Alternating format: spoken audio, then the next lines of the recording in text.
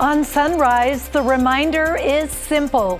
Think twice before drinking and driving. That message from Portland police after a string of deadly car crashes. Plus, officers ramping up patrols as we head into the holidays. How people are feeling about the increased police presence. Your news starts now.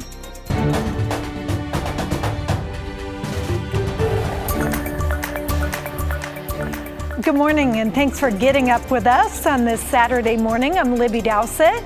We'll get to your headlines in just a minute. But first, let's check in with Chris McGinnis for your Saturday forecast. Good morning, Libby. Nice to see you. Early, nice bright. I would say bright and early, but it's not bright yet. Dark and early. Dark and early, yeah. We got a few more hours before the sky starts to brighten up a little bit. But this is the live look right now from our Rose City sky camera. We've got cloud cover overhead, and we are waking up to temperatures that are chilly, but maybe not as cold as they would be if the sky had cleared overnight. We're 39 last check at PDX. Happy Valley, one of the cooler spots on this map at 33. Scappoose and Woodland both checking in with 37. The Oregon coast is clear this morning. We've got some chilly pockets there. Newport at 36. And we hop over the Cascades. Of course, it's a little colder in central and eastern Oregon this morning. Bend right now, the cold spot on this map at 19, and Burns not far behind at 20. We do have a generally clear sky across that part of the state. But we have a continuation of the weather pattern we've been in the last couple of days, which is a temperature inversion. Warmer air aloft, colder air at the surface, and not much to stir things up. So with that in mind, there is an air stagnation advisory for generally the western valleys here that will continue for the next couple of days. We don't see much to stir things up. And Futurecast continues with the fog. It's actually fairly aggressive with trying to poke more holes in that cloud cover today. Honestly, I think that's a bit optimistic. You get outside the immediate metro area or anybody up in elevation a little bit, you may see some sun breaks. But I think the rest of us are looking at a day much like yesterday, a mostly cloudy day with a few sun breaks and temperatures in the low 40s. We are looking to clear this out maybe a little bit. We're also watching for our next potential for rain, and Libby will have more on that coming up in just a few minutes. All right. Thank you, Chris. This weekend, Portland police are offering a grim warning after a string of deadly car crashes. 3 people were killed in less than 24 hours in Portland. 2 of those deaths were connected to a crash Wednesday on Southwest Barber Boulevard and Terwilliger. Police say the driver and front passenger of this green 1997 Honda Civic died. Both were men. A third passenger was seriously injured.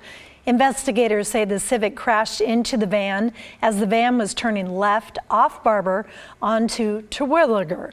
Then on Thursday night, police responded to a 3-vehicle crash on Northeast 13th Avenue and Lombard.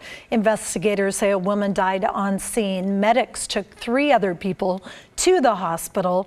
Portland Police Chief Bob Day told us both crashes involved drunken drivers. He also said this year police have increased the number of DUI arrests by nearly 300%. Tragically, in the last 24, 48 hours, we've had a couple of fatal accidents involving drunk drivers. There's no guarantee that, but on the other hand, our drunk driving arrests are up almost 300% this year. So we're making progress. We're taking steps to minimize the risk, but there will always be a certain level of risk. We're trying to mitigate that with our presence and our interaction. Police records show there have been 64 traffic-related deaths in Portland this year. Clackamas County Sheriff's deputies are trying to determine why a person died near Welch's.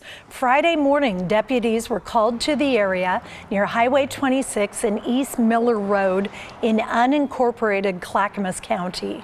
When deputies arrived, they found the body.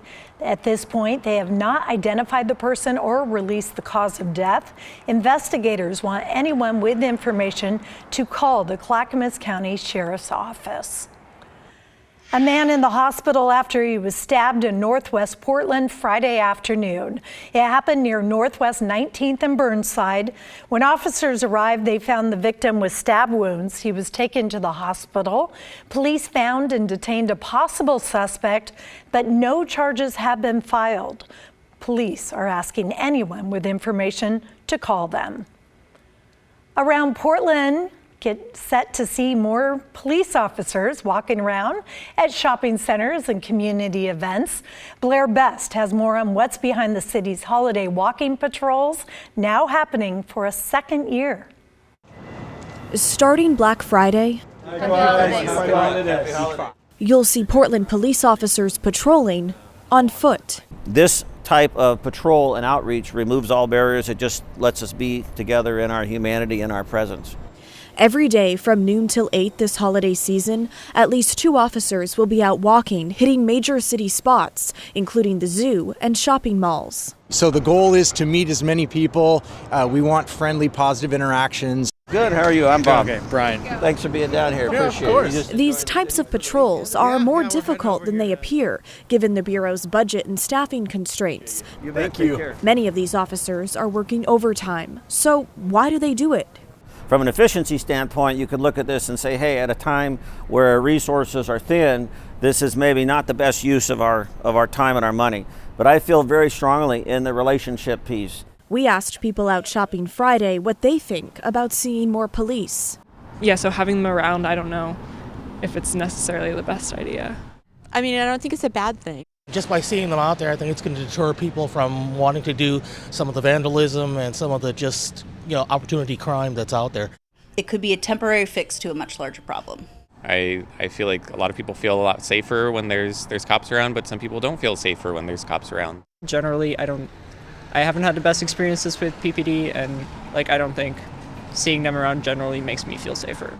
Until we can bridge that gap for the most vulnerable feeling threatened and afraid of the cops, I don't think much is going to change. A common perception not lost on Chief Day, and one he's trying to break. It's a challenge. There's no doubt about it. One step and one handshake at a time. By being present and by being engaged, we can begin to offer a different experience. These walking patrols will continue throughout the holiday season, ending at 8 p.m. on December 31st. In downtown Portland, Blair Best, KGW News.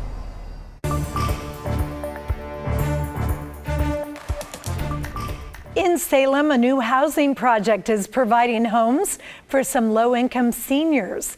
The initial phase of the project resulted in 10 cottages opening this spring, and now we're getting our first look at them. Christine Brinkman and her husband were under financial stress and had to live with their son sleeping in a tiny room.